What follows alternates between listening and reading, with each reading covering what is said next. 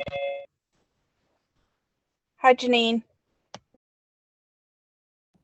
Hello.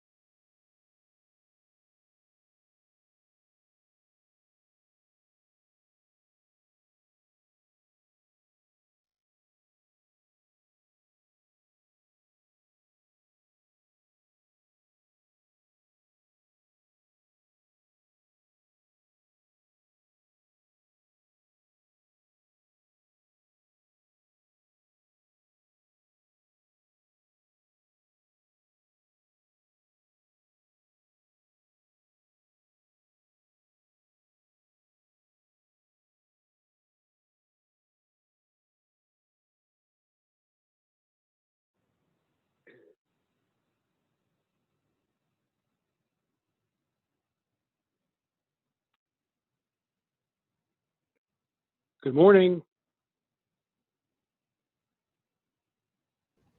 Good morning.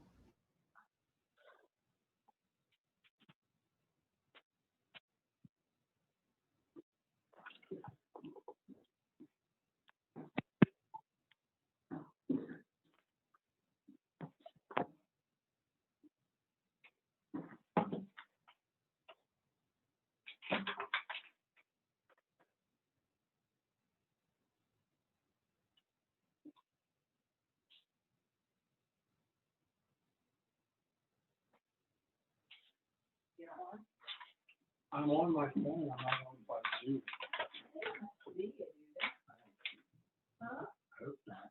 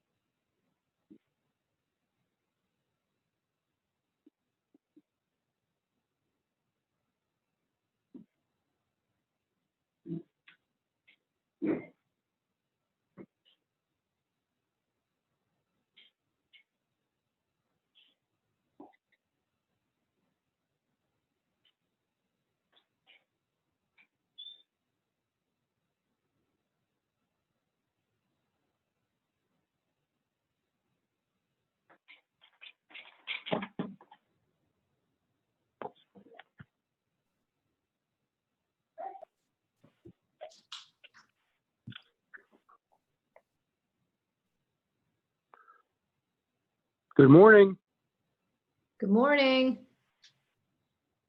Yes, hi, good morning. This is Jim Barr on this end. I was having a little trouble connecting with Zoom, so I'm just on my phone. Morning, Jim. It's Bonnie. Hey, Bonnie, how are you? I can't complain. How about you? I'm good. I was going to call you and say maybe I could come down and take the call with you, but you know, in these times, I guess it's kind of weird, isn't it? I'm sorry, I couldn't hear you. What'd you say? I'm turning. I There. said I was going to call. I was going to call you and just say, should I walk down the alley and take the call with you? But it's a little weird in these times. Yeah, the problem is you can't. I mean, it's like when some people want to be in person and some people want to Zoom. There's really no way to accommodate both things. So, but no, I hear you. It's you know, it's a strange time we're living in. Yeah. It is. You guys are doing okay? We can't complain. We are in the throes of, we completely, frankly, to our surprise, we bought a house in New Hampshire. And so, I mean, we're just going to keep this one, don't get me wrong, but we close on it a month from today. Brooke sold her Great. her condo down in the Bastion building, which is funding this surprising lark. But you know, there's always a lot of details. If anybody has a commercial mover to recommend, I'm all ears. Okay. Yeah. Well, probably now is the timing on selling the Bastion property is probably pretty good. Yeah, I think actually that the timing is pretty good on both ends. The sellers, the people from whom we're buying in New Hampshire, really wanted to go, and we were sort of the only people around in September. So they were the quintessential motivated sellers. So I think we got a decent deal, and I think it's a good investment. We'll find out. We'll find out. Yeah. Good. Good. And you should know, Jim, that the interest rates are very attractive right now. Oh my gosh. Yeah. I was with somebody yesterday who's a mortgage. That's what he does. And yeah, I think the rates are in the twos, aren't they? Well, we talked to somebody yesterday who's refinancing for what did they say? 2.2? 2.25. Yeah, 2.25. So yeah, I mean, I think my first crazy. mortgage, and this will show my age. I think my first mortgage back in 1985 was like 9% with gazillion points and PMI and Yep. a whole different world. Of course, that mortgage was a lot lower. That's true. I guess it's all relevant, right? Yeah. But yeah, that's really those rates are unprecedented. That's interesting. Yeah. I don't know how banks are making any money, but I keep seeing these earnings reports. Sounds like they're making lots of money. Yeah, well, the banks aren't keeping many of those mortgages anymore anyway. Most Right. of them are going through, Freddie Mac and Fannie Mae, so they're not keeping them really if they're involved on their balance sheets. So, Right. but you had to. That's tough to make money. However, if you're trying to save some money, as well know, the rates aren't very attractive either. So, good to be a borrower, not so good at this time if you're a depositor. Yes, absolutely. I'm sending an email to Ken and Mary Lou just to see if they're maybe having issues getting on. And is that you, Andrew? Hey, Jim, how are you doing? Thanks for joining. Hey, you bet. Sorry, I couldn't. I'm just on the voice piece. I was having a little trouble here the first time on the Zoom. So anyway, thank you for sending this stuff.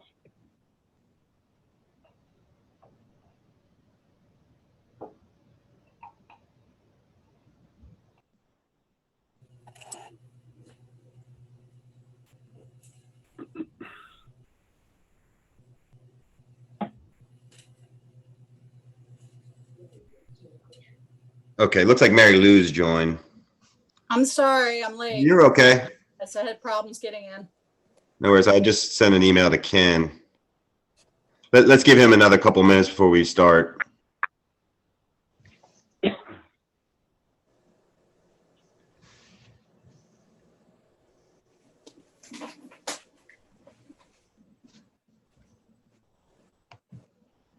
And just for everyone's benefit, I think Anne Marie asked if we could start with the capital projects piece because I believe she has to jump off for a call with Dennis. So once we get the meeting going, I don't know that I'd sent Eleanor in your packet. Did you happen to send anything with regards to the current capital projects or the planned? No, but I can find what was presented by GMB. If you don't mind.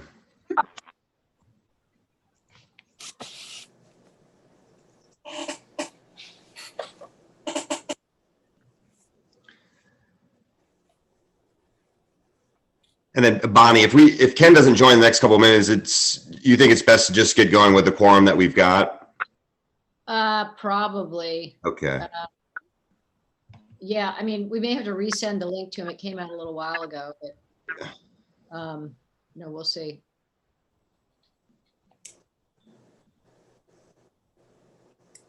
I mean, since we just got some information, he would have been reminded of the meeting, but we'll just hopefully he will sign on.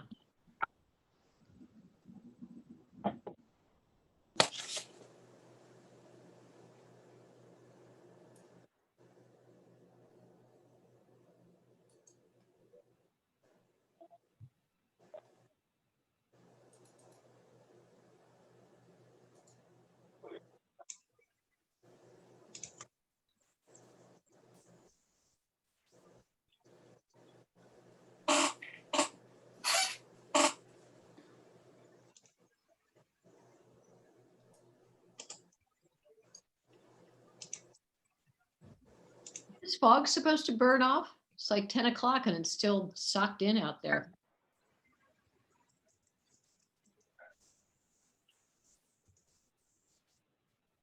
Yeah, we had I thought it was supposed, yeah, like noontime or early afternoon, maybe.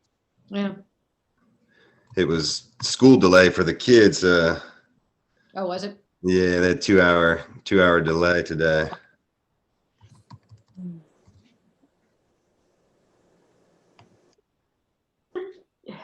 Okay, well, I think hopefully Ken can join, but it is 10:05 and we do have a quorum here. We Councilperson Osler, Mary Lou, and Jim Barr. Do I have a motion to call this meeting to order? So moved. So moved. Do we have a second? I'll second it. Bonnie first did. Okay. Whichever way it went. Great. Okay, so we're in session. It's 10:05. We called to order. Before we get into the presentation, possible action on the approval of minutes, were there any announcements from anyone on the committee? Well, I'll just make one announcement. I want to welcome Andrew to the Finance Committee and welcome Jim. And I look forward to serving on the committee as opposed to chairing the committee. So welcome, Andrew. And Jim. Sorry, Thank you. my internet cut out on me there. I apologize. I was just saying, go for it as the new treasurer for the city of Lewis and chair of our committee. Okay. So it's been a while since this committee meets quarterly, and I think because, obviously due to COVID and the election and otherwise, there hasn't been a meeting since this January the 16th. So I don't know that we actually have there been minutes that have gone around to approve, or should we put that off till next meeting? I don't know that I actually saw any come across. Yeah, I think you're going to have to put it off until the next meeting. Okay, so let's do that. So next meeting, we'll then plan to approve the January 16th minutes, and we'll also approve at that point the October 23rd minutes as they come available. The next agenda item that I had was just really to welcome Jim, and I guess myself as a new member to the committee. Mary Lou, Ken, and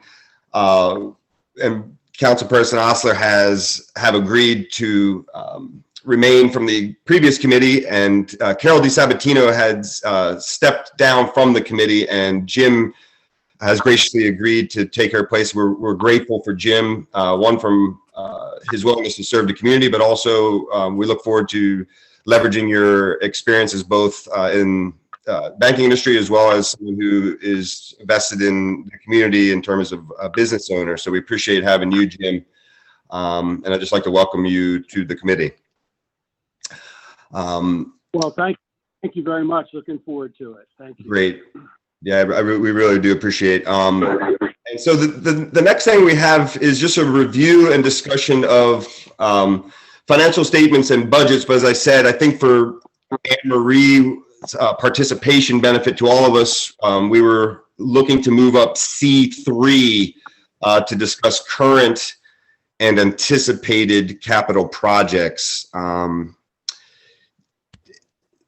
Lorraine, did you have the chance to email that across to the group? Okay, so I don't know how we best want to handle this, but we have talked about these in some capital projects meetings as of recently. Let's see if it's in my inbox here.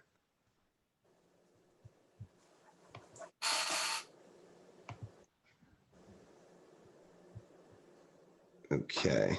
Has everyone received the email from Ellen Lorraine? Yes. Okay. So I don't know if we want to just, and I guess, Anne-Marie, are you on the call? I'm here. My internet seems to go in and out on occasion. So if you lose me, that's why. I can kind of briefly run through. Yeah, if you wouldn't mind doing that, just talking about, ones that are already kind of in play, and then ones that maybe we're considering taking up in the more immediate term. Okay, so the capital project that is most current, that is actually getting ready to start hopefully in the next 2 weeks, is the what we call the Phase 24 street program, which is a total reconstruction of Coleman Avenue and a taper mill and overlay of East 4th Street. And in addition to that, we will be doing the crosswalks, handicap accessible crosswalks at Manila, Adams, Kings Highway, because we get a lot of pedestrians in that area now that the museum is there. And there's a crosswalk at Manila that goes across Kings that is old and almost not visible. But you can't just repaint a crosswalk, you have to make it accessible. So that's part of that. And then we also have added a handicap accessible crosswalk to Cedar and Savannah, right by Two Dips, because I'm sure everybody understands that during the summer vacation season, lots of people go for ice cream, and we wanted to provide a safe crossing there. So that work should be getting underway hopefully the first or second week of November. We're waiting on the DelDOT permit. There's an easement that the BPW needs to grant, and they have that on their schedule for next Wednesday. And once that's done, the permit should be ready to go. So we'll start about a week out from when we get the permit. There are a number of capital projects that are kind of in the development stage. So right now we have some money for either engineering or architectural services. One is the Rollins Center restrooms. And I think most of you have actually, I know we've had the finance committee meet at the Rollins Center before. So I'm sure most of you are probably familiar with the building. It's the former library. It's now the Lewis History Museum.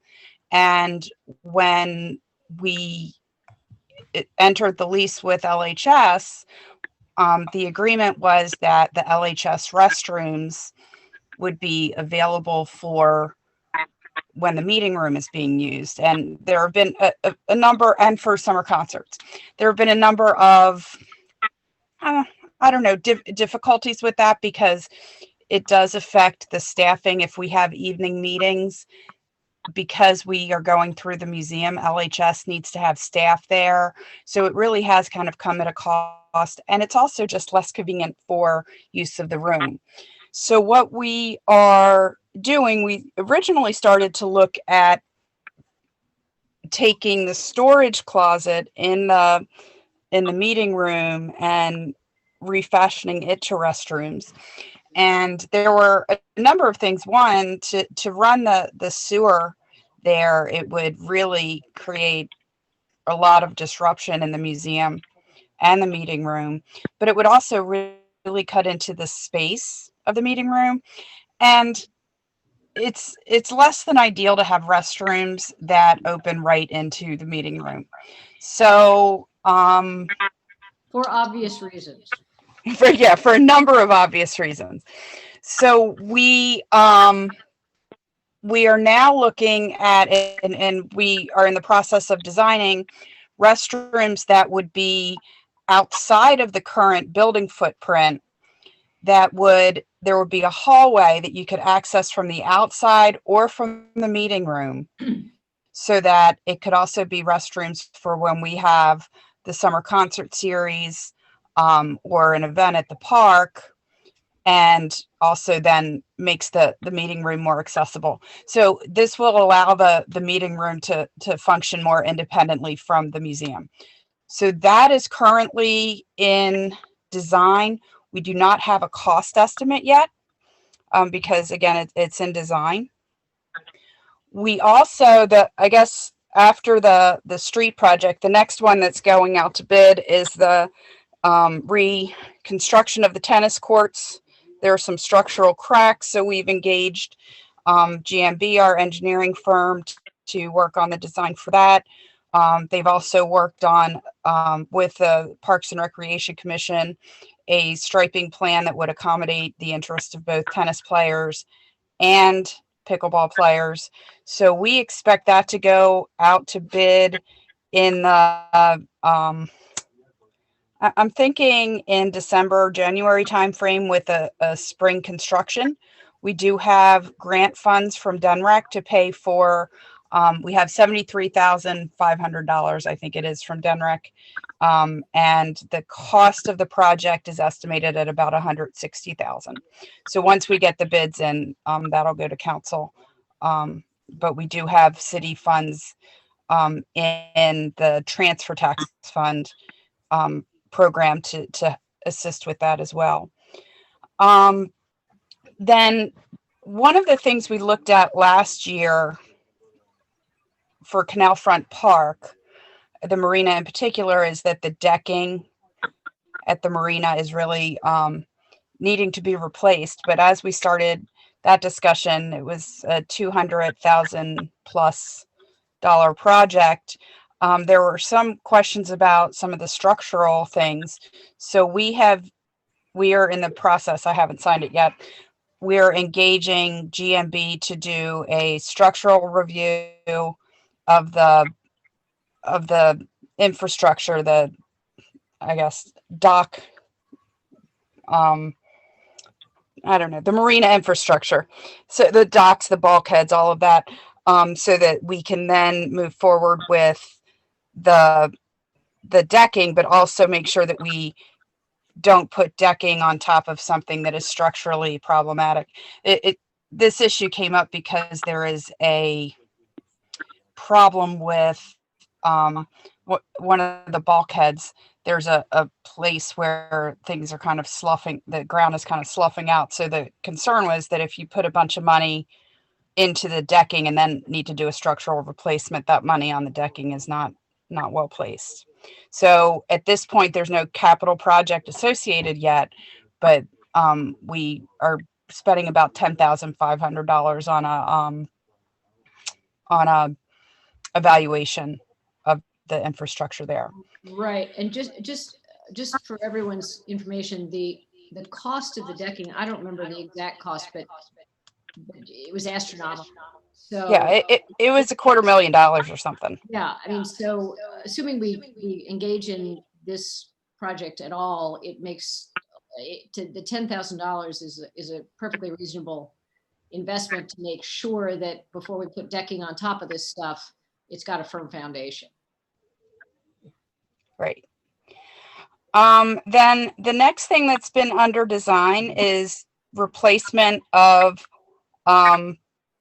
the lights within the beach parking lots. So that is mostly designed at this point. We should have the full design soon, but and that's going to be discussed as a possible project for next year in the capital projects meeting. I think those on council would agree that there wasn't necessarily full endorsement of moving forward with it. When we started the project, we were anticipating that it would have an implementation cost of about $90,000. And as we've gotten into it and realized that the pedestals for all the lighting would need to be replaced as well, it moves it to more the $300,000 price range. So I think that'll get some discussion. I don't think it has full consensus at this point. The parking lot lighting, though, is something that would be shared with BPW. So we also need to talk to them about that. The other thing, we had programmed money this fiscal year for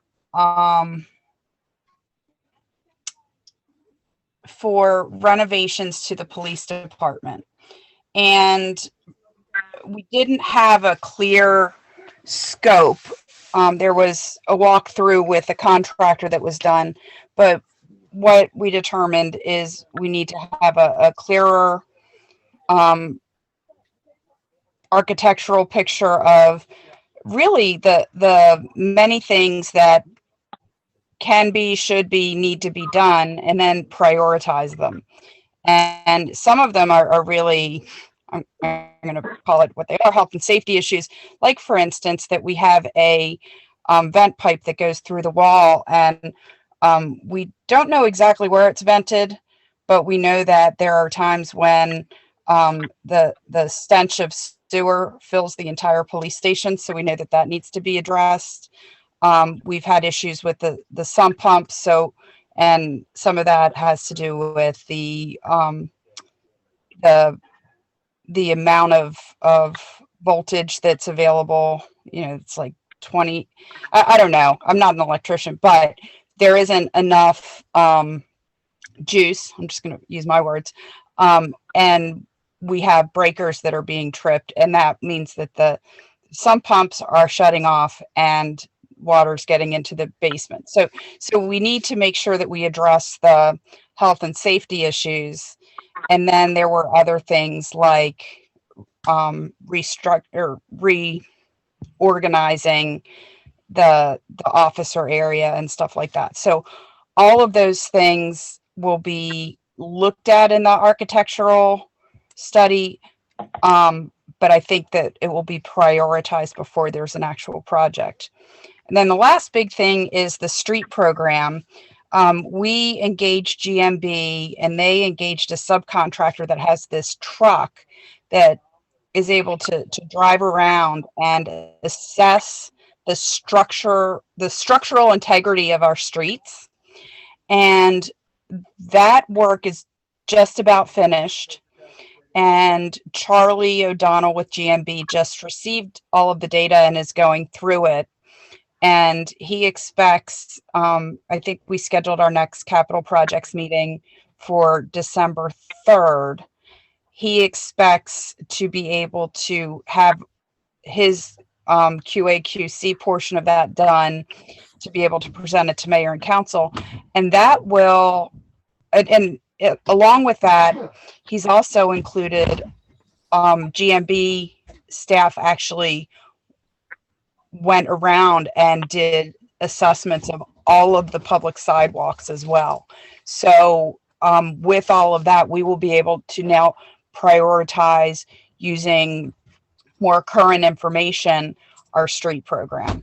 We were using, I guess, a 20-year-old, so we're on phase 24. So I think it was around 2000-ish, 2001 maybe, that we did, we came up with the street priority list that we're still working off of.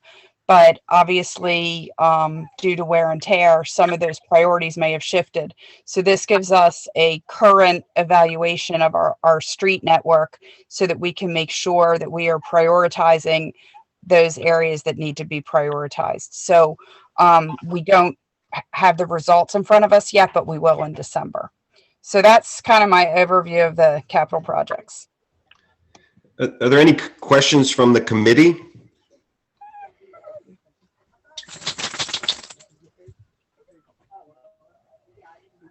None? Okay. Hearing none, I guess we can move on to the next agenda item. And that would be review and discussion of the current city's financial statements and budget. And Ellen Lorraine had sent around some supporting documents, and unless there are no objections, I think the order that she kind of put them in, so monthly report, revenues and expenditures, then looking at the UBS statements, kind of made sense to me from a progression standpoint, unless anyone wanted to tackle something different first. Okay.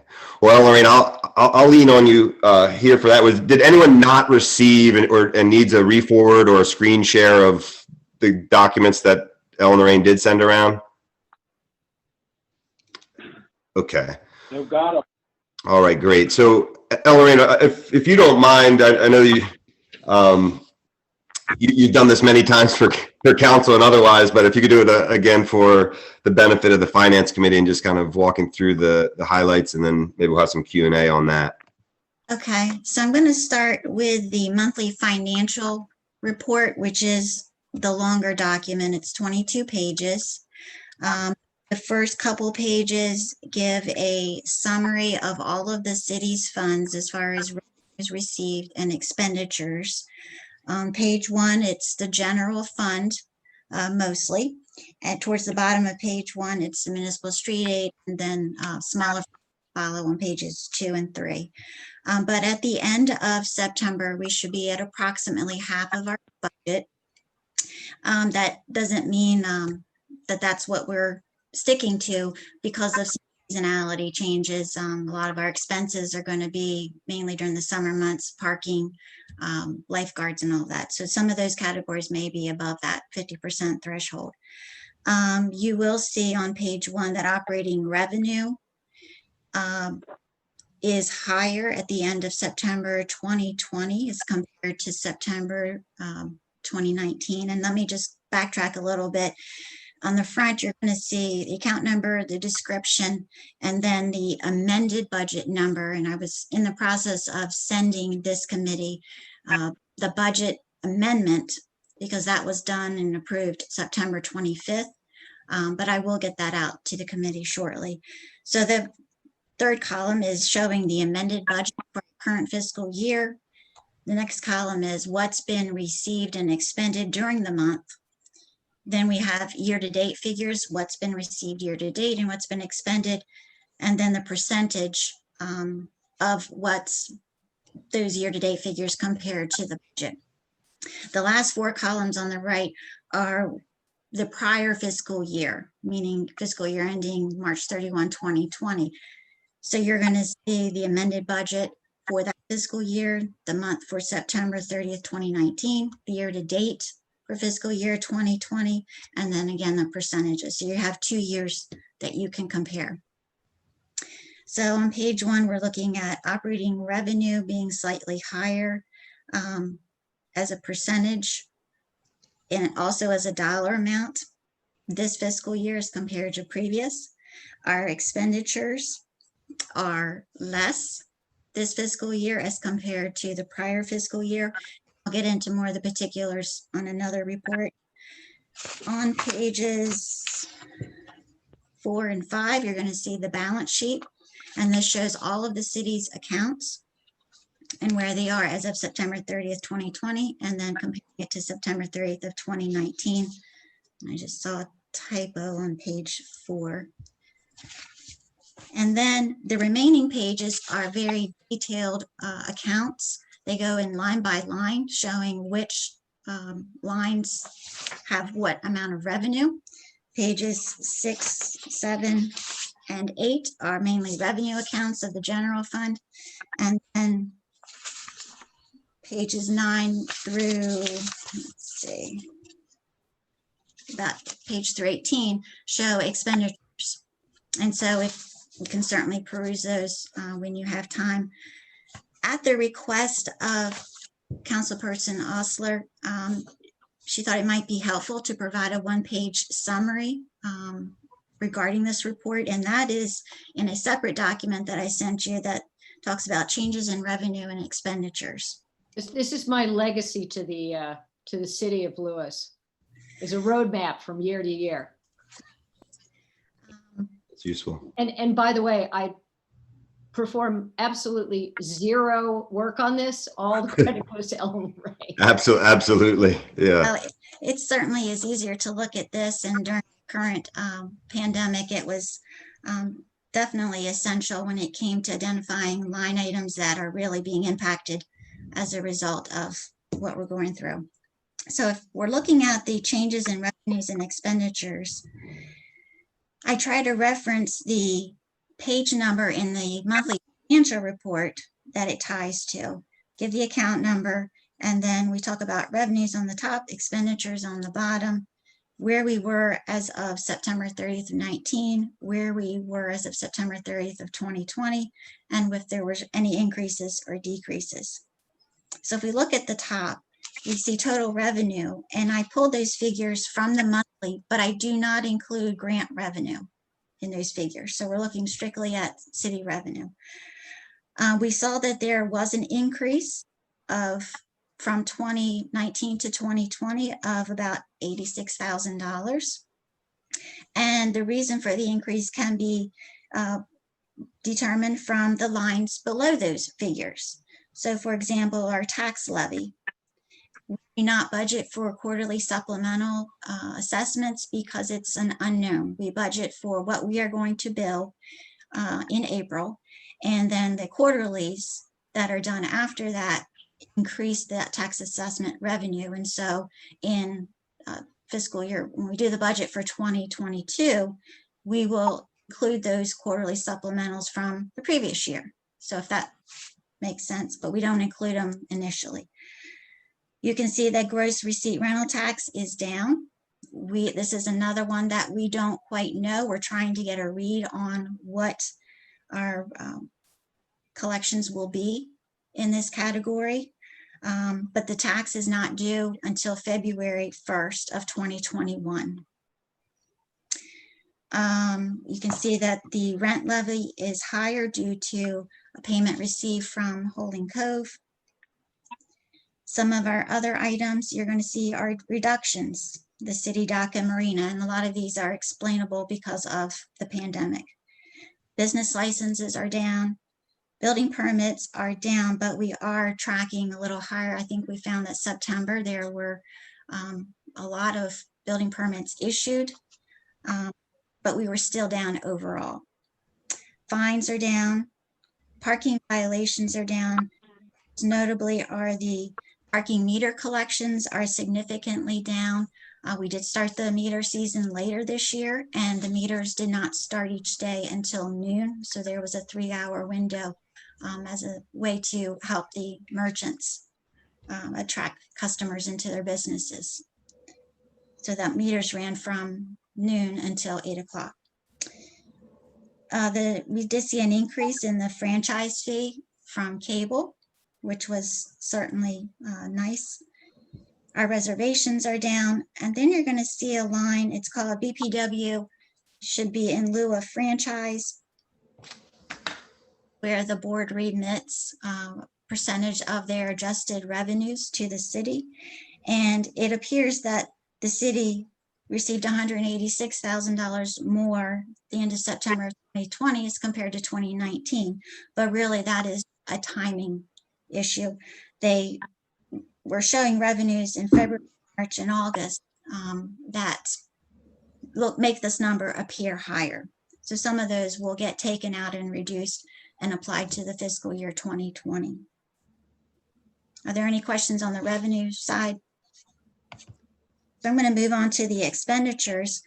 While our expenditures did increase, while revenues did increase, our expenditures reduced, which meant that we had a surplus at the end of September of 2020.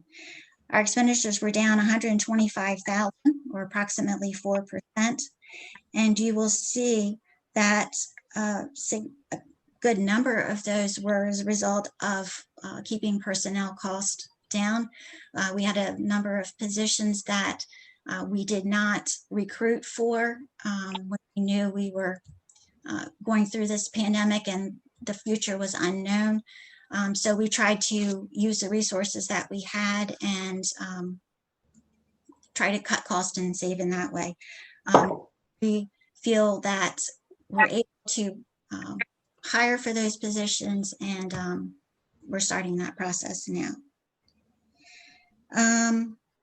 You will see that the police department had their expenditures increased by approximately 67,000, and that is a result of a contractual obligation that the city pays state of emergency pay to the officers. We are trying to seek reimbursement for those expenditures through FEMA, DEMA, and through the CARES Act.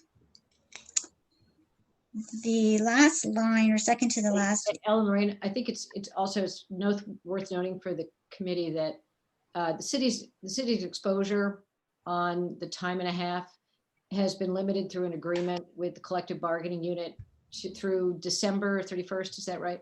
So while we have taken a substantial hit, and this isn't the place to debate the merits of the police officer's claims, but while we've taken a substantial hit, first, it's not open-ended, which is important. And second, as Ellen Lorraine mentioned, hopefully we will receive some portion of it by coverage through the CARES Act. So, Yes. so that hopefully that is a ballooned and ballooning expense that will be limited.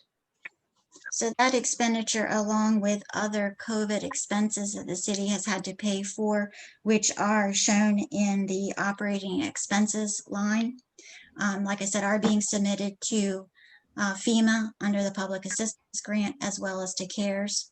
FEMA reimburses the city 75% of those costs, and CARES does reimburse at 100%. So one strategy is to submit to PA for 75 and then submit to CARES for the remaining 25% out there. There's also some expenditures you can't submit to public assistance or FEMA, and we have been submitting those to CARES directly.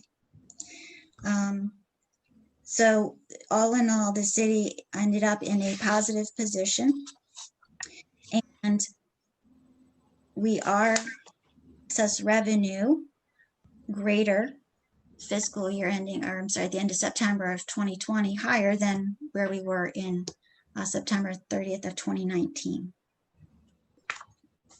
Okay. So obviously, before we move on to the investment activity, there are comments from the committee members or questions for Ellen Lorraine.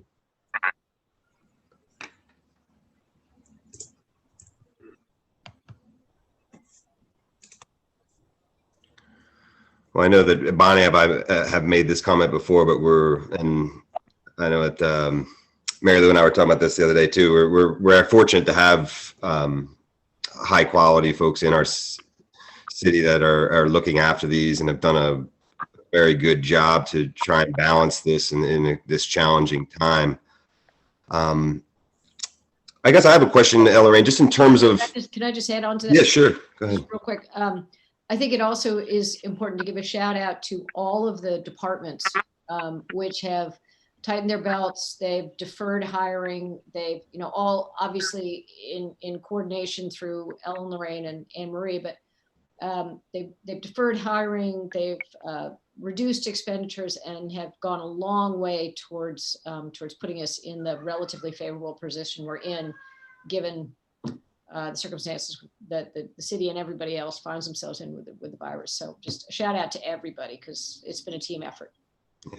And I think it's very wise, obviously, not to also count the grants ahead of time or the FEMA or the CARES money that's coming in and plan for what we've got.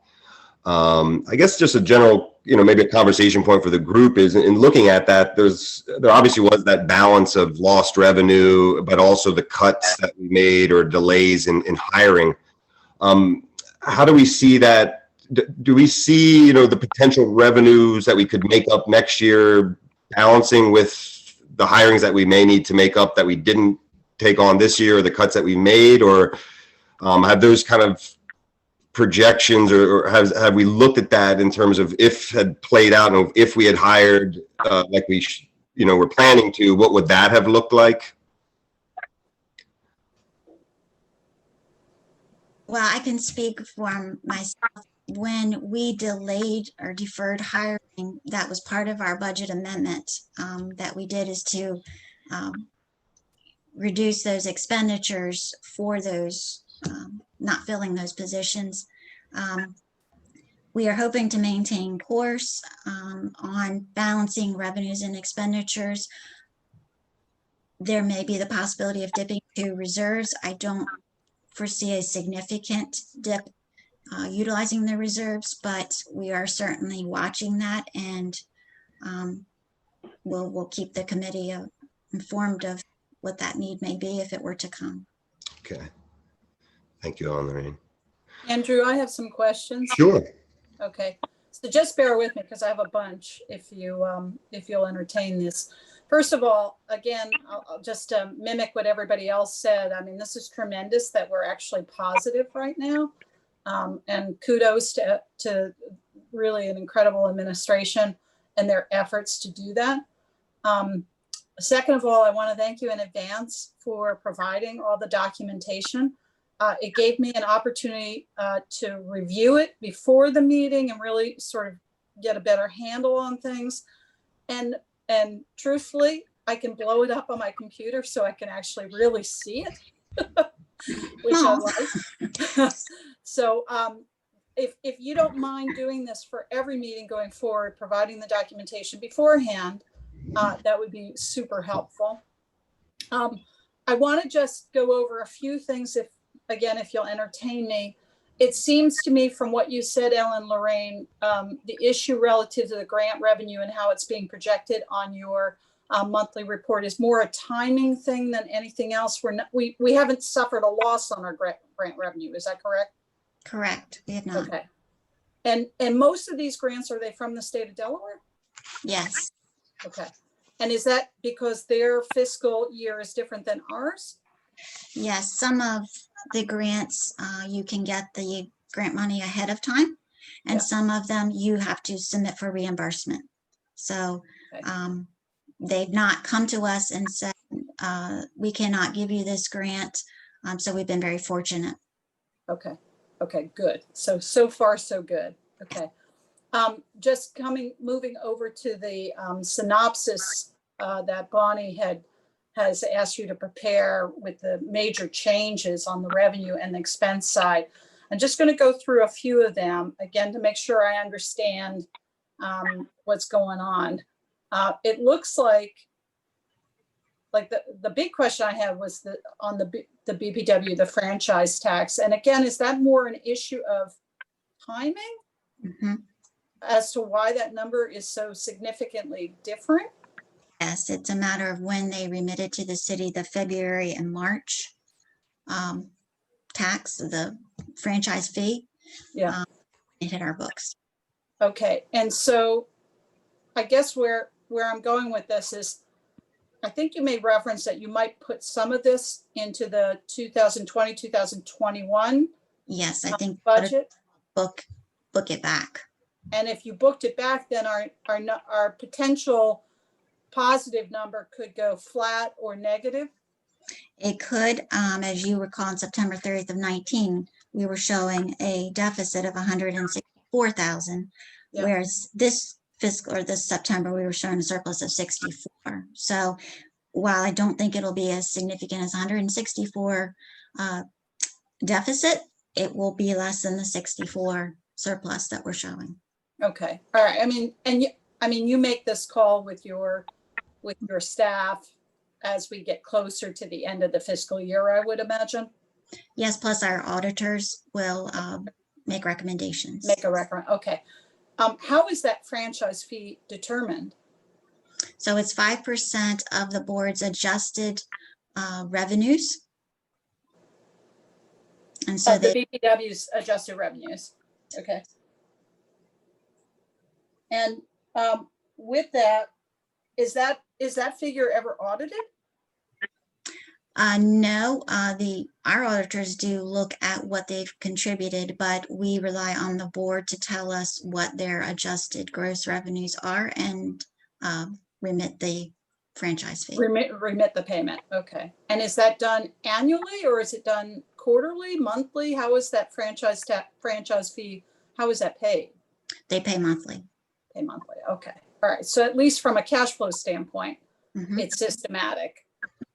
Okay. Thank you. I'm just trying to get a better handle on all of this. I did see the reduction in the mercantile licenses, which I presume is the business licenses, another name for the business licenses. Yes. Do we have any idea how many businesses we've lost? I have not looked at that lately. I do know that a lot of the contractors do not renew their license with the city until they have a job in the city. Okay. That could be a portion of the production. I'm trying to think ahead in a post-COVID world of what our business area is going to look like, and if there are anything that we can do for their survival and to assist them moving forward. And we're very fortunate because we have a wonderful Chamber of Commerce that's very engaged, but again, just trying to think ahead. Okay, a few other things, if you'll bear with me. Sure. Are there active negotiations relative to the police contract? I know what Bonnie referenced, that we would be capped to December 31st on the time and a half. But since things are moving forward, I don't think anybody anticipated when this first began that COVID, we're still in a COVID world and may very well still be in a COVID world well into 2021, 2022. Has there been any discussion about capping emergency pay at that for those years? The current contract with the union has another year left on it. Negotiations for that probably won't end until next year. I believe their contract ends March 31, 2022. Bonnie, correct me if I'm wrong, but I think we did put in pretty specific language, though, that as it relates to COVID specifically, though, right? Yeah, well, two things, I think. First, I believe that we have capped under the current contract, which has contract language, as Mary Lou is saying, it gives, again, we could debate whether that contract, in fact, was intended to cover this situation, but that's neither here nor there. Academic. The language is what the language is, but I believe that we are now, under the current contract, we are capped in terms of. Right, for the next year, right. The next time, yeah, we'll make sure that this is expressly, this kind of thing is expressly looked at. The second thing is we added language, if I remember correctly, in the agreement capping the time and a half exposure, that said, to Andrew's point, that said it was that the time and a half was due to COVID and any permutation of COVID, because there is always the concern that the COVID, we know COVID 19 will become COVID 20 or COVID 21. Right. So as long as it's right, if it's just a variant on the current problem, then that is covered as well. Just okay. So it's both the duration and the threat posed by the virus. I think. Does that answer your question? Yeah, I think so. And I'm just going to restate it a little different. It's, from what I gather, the current police contract extends to March 31st of 2022, but the COVID pay at the time and a half is finite to December 31st of 2020. Mm-hmm. And so we should not have exposure from January 1st till March 31st of 2022. Right, as it relates to COVID. Yes. As it relates to COVID. Relates to time and a half. Yeah, my only hesitation is I don't recall whether the contract is coterminous for the calendar year, but it's to the end of the contract, whatever that is. Okay, excellent. All right. And then the 27,208 of expenses that are COVID related. Ellen, Lorraine, you have that on that nice summary sheet, the synopsis. Is any of that reimbursable from the state or any kind of federal funding or anything? Like, I know you made reference to the FEMA and the CARES Act for some of the police overtime, but some of these maybe not direct expenses, but expenses that we could put in a generalized column, so to speak, that were COVID related. Do you anticipate that any of those will be reimbursable under any kind of grant program? Yeah, so we have submitted for some of those to be reimbursed through CARES already. And actually today we are going to be submitting for the remaining that's been expended so far by the city through public assistance and through any difference through CARES. So we are going to submit for everything that we possibly can that's COVID related to both sources. Okay. All right, I'm thinking ahead a little bit and thinking about, I know the right now the federal stimulus package is bogged down and we've not made any progress, but there's not been significant, at least my understanding is there's not been significant efforts at this point on helping municipalities and states and the like. And we don't know what future legislation may be involved with such a cause. And I want to make sure that we, as we're going along with this, as we're going along in COVID world, that we are clearly identifying things that may not be reimbursable at this point under current legislation, but may possibly be reimbursable at a future point with potential future legislation that may come down from the federal government. So There's more restrictions on FEMA than there is on CARES. So where expenses may not be reimbursed under FEMA, we submit under yeah, CARES. you'll pick up under CARES. Okay, that's it for my questions. Thank you. Jim, did you have any additional comments? I think the one-page summary is very helpful.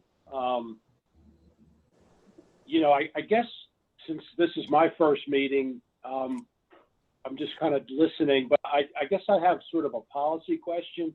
The scope of this committee, are we, is it to make recommendations? Just exactly, I guess, what's the committee purpose? That's right. We're a recommending body to council. So we'll look at things like if you have comments on capital projects, the way we should be financing things, or is in terms of things, best practices from the city, then we would recommend that to mayor and council for consideration. Investment changes, all those kinds of things. Gotcha. The only thing to follow up with, there was a comment about the merchants and the businesses in town. Obviously, I have an interest because my wife and son both have a business on 2nd Street. And, it was pretty dark there for a while, but, since about the middle of August, things really have perked up. It was very helpful for the city to, back off on the hours with the meters. I think that's a concern going forward if we're still in this world, that, to consider keeping that in place, and maybe, also considering some more progressive things to maybe, sponsor some things. I know that the things that the Shell brothers through the chamber did on that Friday night for 3, that was very helpful. So, I think for the most part, my read from is that the merchants are doing okay. It's a little scary, I think, particularly for the restaurant people coming into the colder weather now with, the uncertainty of what outside dining is going to be. So I think that's a concern. But in any event, I think the merchants are happy that the city has tried to work with them in that consideration. Jim, that's a great addition. I appreciate the perspective from the merchants. You'd mentioned a couple of things that were working. Beyond, in terms of progressive thinking, were there other things that you feel we could be doing as a municipality or just as a town to improve the situation for the merchants, or that is maybe acting currently as a hindrance to merchants? Well, some of the things are maybe more in a post-COVID world, with, some activities, like that, particularly like in that area where I guess they're on Market Street, where it really lends itself to kind of closing that area and making it a walking place. Now, I know in today's world things are different, but and that maybe needs to come from the chamber in recommendation. But I think the city just needs to keep an open mind, which I'm not saying they don't, but just do, because I do think I think people got in a better frame of mind, because I don't know what you all think, but there's been a lot of people here in September and October, more so than I think I can ever remember, which is good, and that's business. Whether that's going to be the continuing trend, I don't know. But, it'll be interesting to see now what happens when the weather turns colder. Yeah, can I just add one thing? As Jim probably knows, the Chamber of Commerce, since this started, has been having conference calls every Thursday morning at 8:30, and in which the city manager and the mayor have participated, just to keep their fingers on the pulse of what could happen. And also at the council level, particularly in the beginning, there were a number of discussions about how to help the merchants. I mean, one that comes to mind was the whole discussion. It was actually something about it in the Gazette today down in Rehoboth. Was a question of whether or not to basically close off parking spaces and allow additional restaurant seating outside. The restaurant folks or participants on that call said that wouldn't work for them for a variety of logistical reasons. But I agree with Jim. I mean, that this kind of conversation and exchange and synergy needs to keep happening. Certainly until we're sure that our merchants are back, on solid footing. I mean, and always, but the intensity of it right now is particularly important. Okay, well, if there's not any more discussion on the revenues and expenditures, why don't we move on then to looking at the investment activity. So again, I think there were a couple of documents that Anne Marie had emailed across, if we want to just potentially open those or share those on the screen as well. And let me bring that up myself.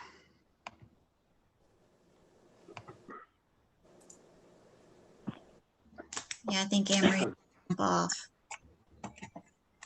Oops. Okay. So, Mary Lou, not to put you on the spot, but I don't know if maybe you want to start, and if you've had an opportunity to take a look at the statements that were sent across. Yes, I looked at them, and there were two things that came to my mind. Okay, well, maybe three. I apologize, three.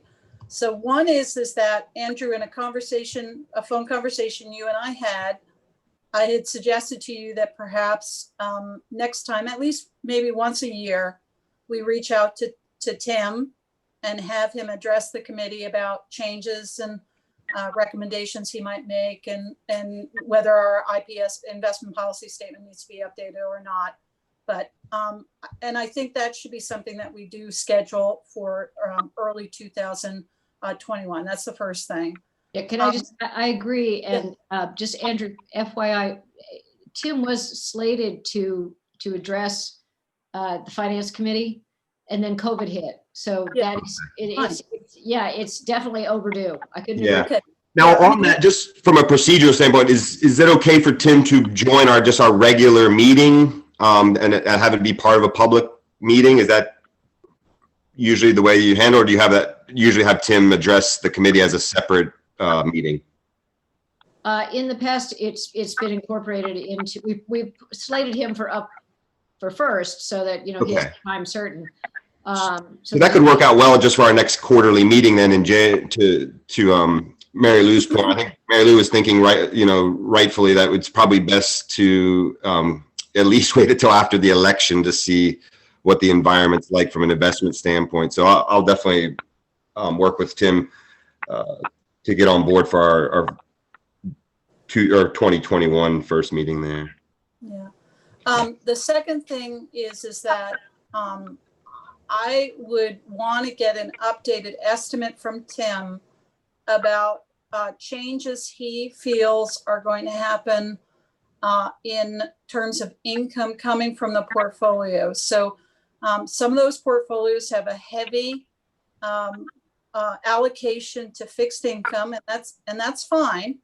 But the yields on that fixed income have come down significantly in the last year. And so I would want to get an update from Tim, what he anticipates there. So that's something, I don't know who would do that, but that's something we should be looking at for the 2021 budget.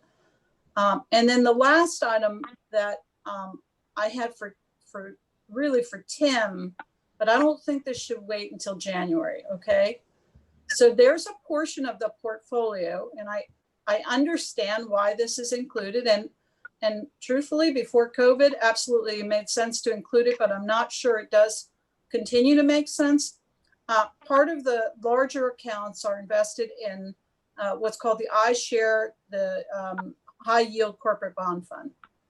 And this is a standard allocation. I do portfolio allocation myself for many clients. And, you know, in larger accounts, we do incorporate a high yield component because the yield is just so attractive, and even more so today in a 0% environment.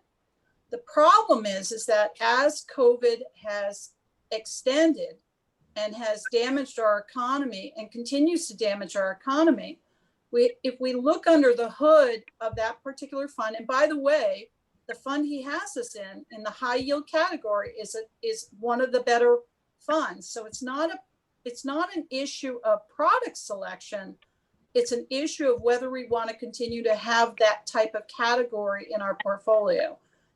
And so when we look under the hood of that particular fund holding through, I'm going to say, I can't see it, but I'm looking at the fund fact sheet. So the fund fact sheet is as of September 30th. You know, the credit qualityness is in the B's and in the C's, and the debt reliance is on casinos, some real estate investment trusts, and some cruise companies. And so this would be a question that I would not wait until January on, that someone should reach out to Tim and just say, look, is this appropriate? The yield is very high on the fund. Right now, the yield is in excess of 5%. We're not going to get that. If we take that out of the portfolio, we are not going to get 5%. We'll be lucky if we get between 1% and 2%. So, you know, it's one of these situations. We give up interest income to stabilize the portfolio, but it's a conversation that needs to be had with Tim. Okay, and I guess I want to, Bonnie, if you don't mind helping me out here. So if we decide that's something that change we want to make, do these kind of changes also then need to come before council to make those allocations towards a different fund? Or is that? No, typically what we've done is, well, there's a whole protocol that we came up with about approving this. But that's one. I think my answer to you is no, so long as the changes are within the four squares of the city's investment policy adopted by council. I think that internals are not, that they don't have to, I mean, certainly should be informed, but they don't have to be approved by council, be my take on it. And let me be very clear here. I'm not giving investment advice. That's not my capacity on this committee. Our investment advisor is Tim. And obviously, if he recommends that we retain it, well, then that's what the council should consider. But I'm bringing up a point of reference that should be considered at this time.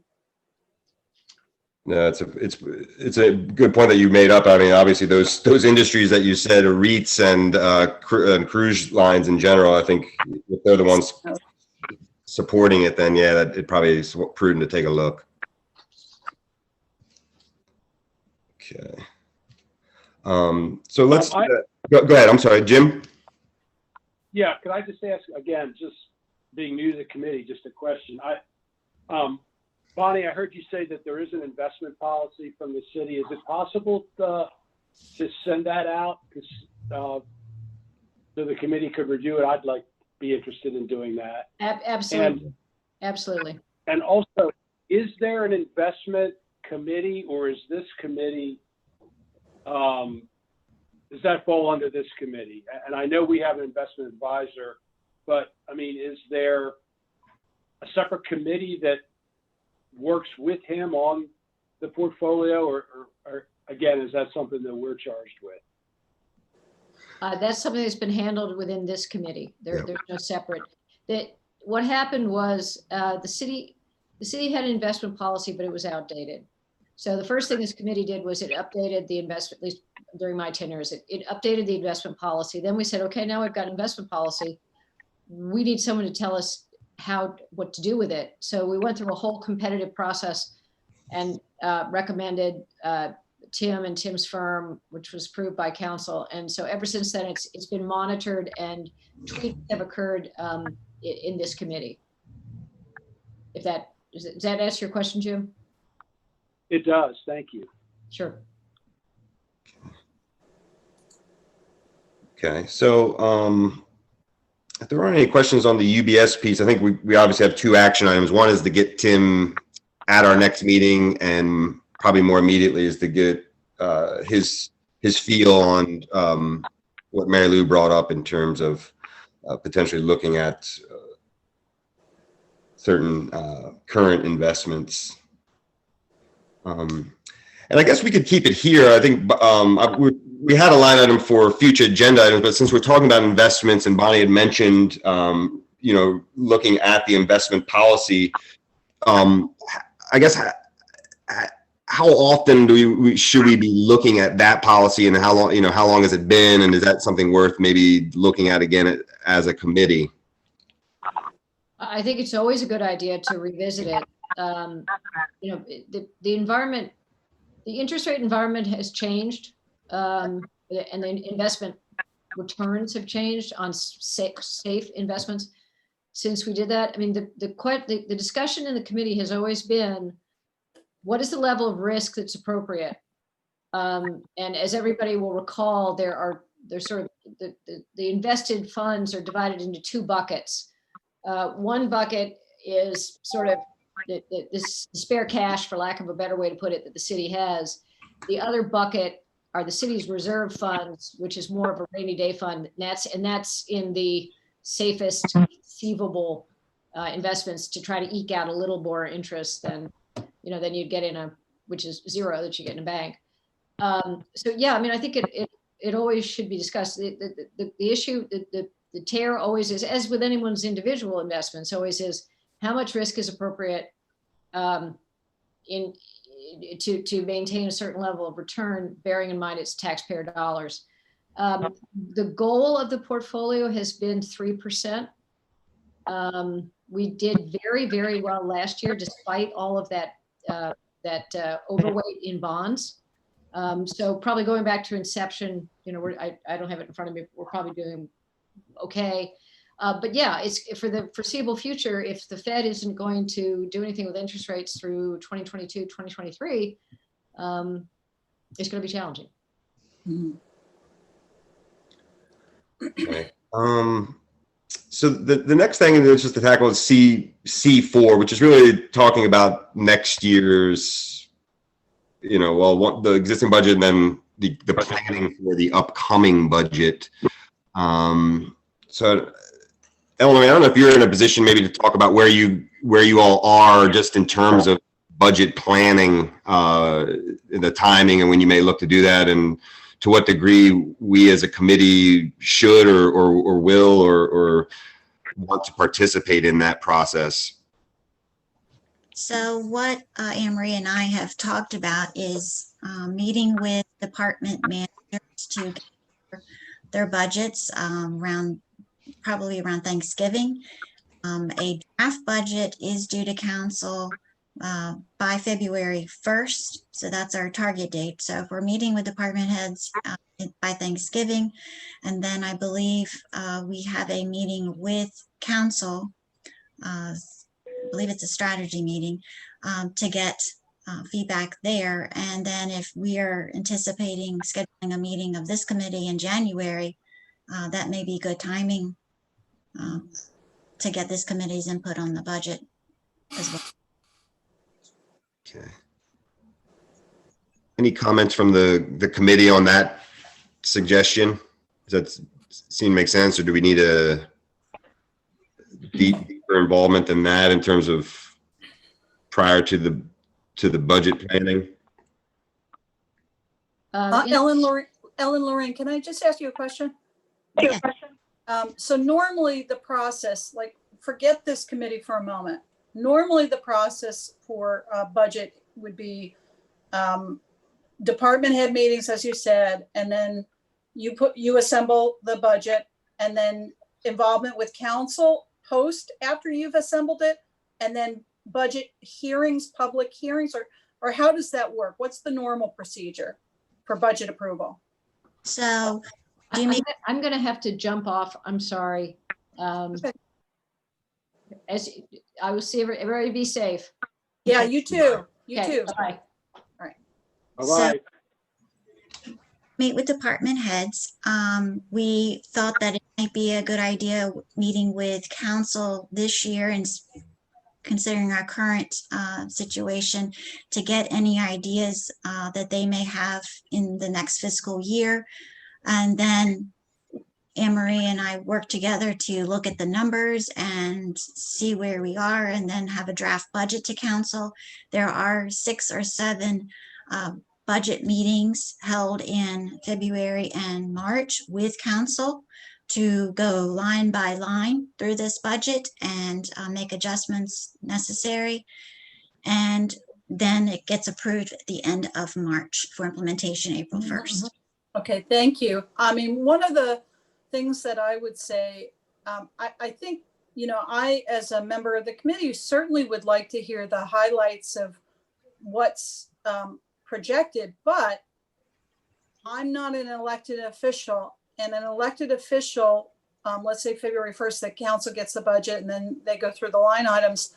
They're going to be sensitive to issues that are relative to what's important to their constituency. I am not. And so there's a little bit of a chicken versus the egg issue. If we have our involvement in January, and then in February, the council comes back and says, oh, look, there's we have a monumental issue over here with this. It just may annihilate whatever our input would be. At the same time, I don't want to step on anybody's toes. I don't want to step on a council person's toes. I'm not here for that purpose. So, I sort of want to defer to Andrew. You're an elected official. What's your thoughts on it? I mean, my thoughts are the purpose really of committees is to sort of have a collection of, industry experts, or at least those that have a pulse, in some cases, other committees, a pulse of what, the general citizenry is thinking. So at the end of the day, your point is right. We make a vote on how we want things to go, or turn, to approve things or turn things down. But I don't think there's anything wrong with, it's not toe stepping. You're not taking the vote for us. You're giving us recommendations and direction. And I value that. Whether I choose to accept and move in that direction is, my choice or the choice of another council person or mayor. But personally, I think any inputs from particularly those that have better subject matter expertise is valuable. Okay. All right. That's fine. January is fine. Okay. So I think it's simple enough. We can just include it as an agenda. At that point, we include it as an agenda item and kind of go through it. And there's still, opportunity then with a month or two to make changes or not at that point. And obviously the environment we're in will change drastically over the next 2 or 3 months, potentially, hopefully. Yeah. So, okay. So that's, I think we obviously went over this year's budget, where we are there. So I think that's the way, if everyone's okay with that, we'll just kind of go with what we've done, which is the department heads will meet before sort of the end of 2020. And we'll have more of a concrete plan developed in January that we can kind of discuss as a committee on the budget. Okay, so we've already kind of shaped some future. Jim, did you have any comments on that? No, I'm in agreement. I mean, I certainly think we have very qualified people that will be, going through the minutia on the budget and really working hard at it. And, personally, I would not be interested in getting really into the nuts and bolts. So I'm really would be more interested in the 40,000 foot look, so to speak. And so I think the timing situation for January sounds good to me. Okay. Okay. So in terms of, you know, our next item here, which is just future agenda, I think we've nailed on a couple. I think we'll continue to look at the revenues and the operating costs as per normal. At that point, we'll have Tim, so we can look at the UBS. We'll have the opportunity then to look at planned budget for 2021 at that point. Some of the other things that I wanted to maybe consider, I was hoping that, unfortunately, Bonnie has left, but I can follow up with her. But some of the things I would like to maybe the group to take up is recommendations of other types of investments. So beyond UBS, you know, obviously sometimes the town engages in the purchase of land or purchase of assets. And I'd like to see some inputs coming from this committee in terms of potentially wise investments that we could make on that front. So, you know, that would be something I would potentially like to see on the future agenda, is people coming with outside of the UBS expenditures, is, you know, where else could Lewis potentially be investing their money, again, from asset standpoint. If there are other topics or items that you feel we should be taking on as a committee? Nothing comes to mind. Okay. And then while I've got, I had mentioned this to Mary Lou, we had a conversation, Jim, but I wanted to kind of pick your brain, and maybe you may have spoken to Earl, but one of the things, as you know, we've engaged in the purchase of the Jones property. And so Earl Webb and I had a conversation around, you know, whether it might make sense for BPW and for the city of Lewis to look at their financing package as together, rather than separately, because, you know, one of us on the hook for $2 million, or the other $1.5 million. So does it make sense for us to approach that separately, or to kind of look at the full $3.5 million together and finance it that way? So I'm not necessarily looking for, you know, answers on that today, but I did want to bring that up to you all, just in terms of, is it a prudent idea to maybe explore that purchasing or financing opportunity as collectively? Well, you know, oftentimes doing it as one package could be more economical as far as, you know, closing expenses and all that sort of thing. I guess my bigger question would be, and again, I'm not that educated on the BPW city situation right now, but I mean, is that, I don't know what dynamics that brings into it if they are operating as one entity as opposed to separately. So, I mean, I think those are probably the key factors to weigh. But obviously, I think, you know, one package for one deal might make more sense if it can politically be done. Okay. And I guess the other kind of follow-on question to that is, you know, without discussing which assets and the amounts, you know, we talked about, well, do we finance it by paying some cash and financing the rest, or do we finance it all? And with the state revolving credits, our understanding is that's around 2%. And as Bonnie mentioned, our investments generally are around 3%. So again, financially speaking, does it make sense maybe to borrow the entire amount, or pay some cash and, you know, borrow the rest? Any thoughts on that piece? So Andrew, I need to see the particulars on the Jones purchase. I mean, I'm familiar with the Jones purchase, but I don't know the details of it, the costs or anything like that. I need to get information on that. And is that something that the administration could provide?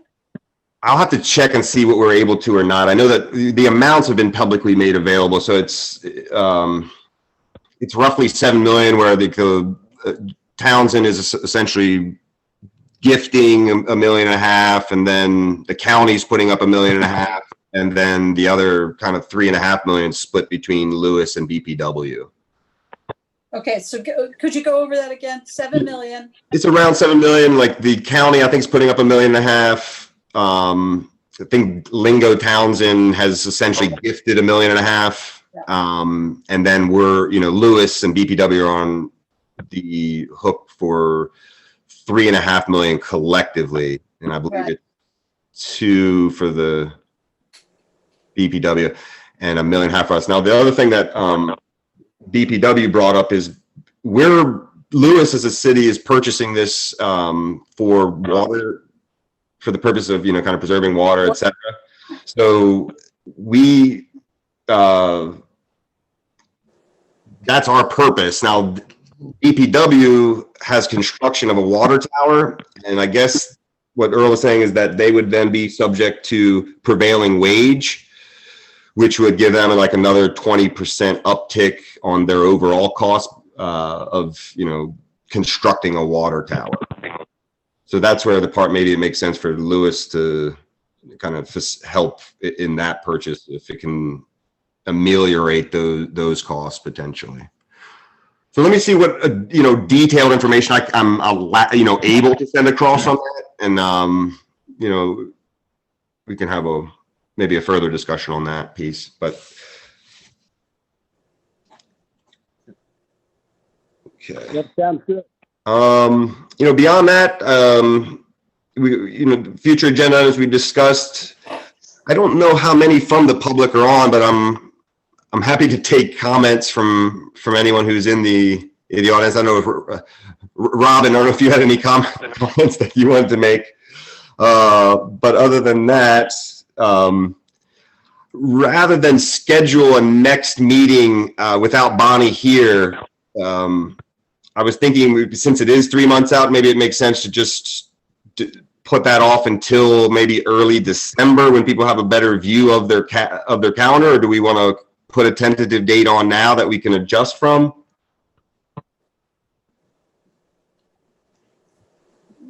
What makes sense? I think, isn't it usually consistently like a specific day?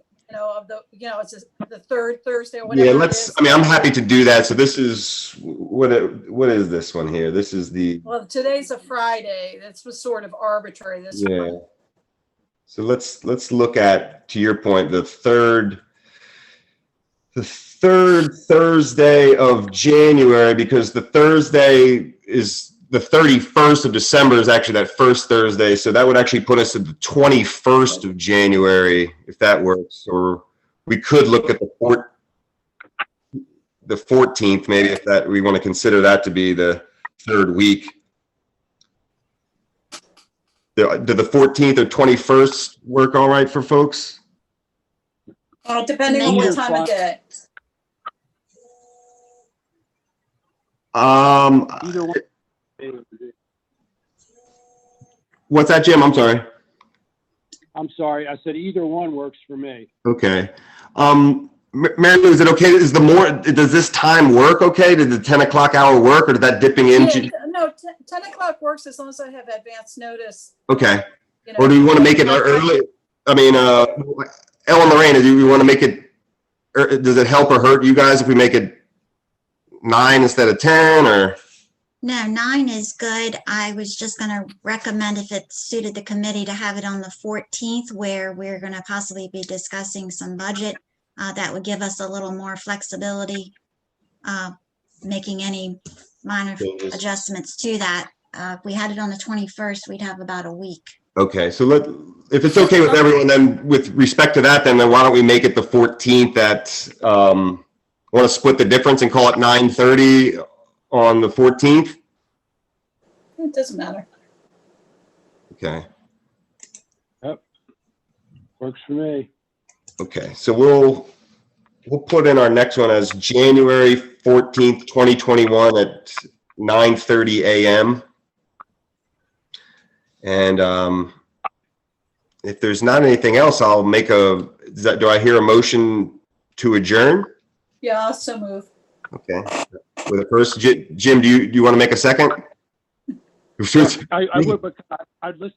Can I ask you one question? Sure, It's really finance committee related, but it is City of Lewis related. and maybe you would just want to do this after the meeting, but could you just, are you in a position to update at all a little bit about the situation on the beach, closing the beach because of the oil? I personally am not. I know that that's the call that Anne Marie, I believe, had to dip off for. There's a dead rec call. I don't know if Ellen Lorraine, maybe you're in a position to kind of give any further update than what the mayor knew this week, which was that. So yesterday, it was requested by the city to close the beaches so that it would aid in cleaning the beaches up. So that's what was done. All of the beach was closed. We don't know how long it will need to be closed. But you're correct that there was a meeting held earlier today around 10. So hopefully more information will be provided from that about the expectancy of the closure. And we will certainly pass that along. Okay, thank you. I do have some other things. I have sent. Oh, sure. I'm sorry. I sent a number of emails while we were meeting, and I just wanted to make sure that they were received. So I sent the investment policy. Yeah. And then let me flip back here. I sent budget amendment Yep, and the capital projects. yep. So, Yeah, I got all those. okay, perfect.